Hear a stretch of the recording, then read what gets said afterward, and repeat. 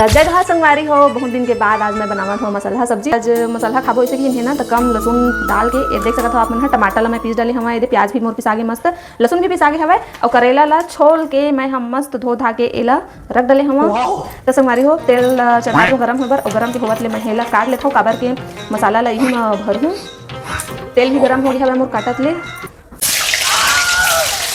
हो करेला मोर भुंजा गए और अब मैं हाँ तेला निकालत हूँ। देखो संगवारी हो मस्त लाल लाल तला गए हवे, तला के हो गए तैयार और चलो अब मैं हेला निकालत हूँ प्लेट में। तो संगवारी हो तेल मोर गरम हो गए और अब मैं दे डालत हूँ लहसुन। सबसे पहले लहसुन दे डाल संगवारी हो, अब डाल हूँ मैं माँ प्याज के ग्रेवी और अब मैं डालत हूँ माँ टमाटर।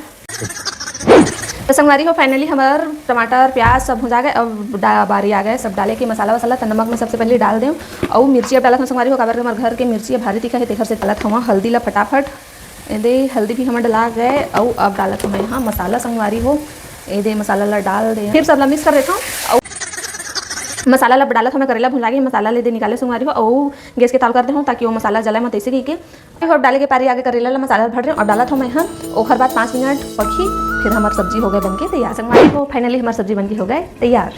चलो दिखाते हैं आप मैं खोल के। वाह यार एक नंबर से बन हाथ हो तो संगवारी हो आपको मन खाओ।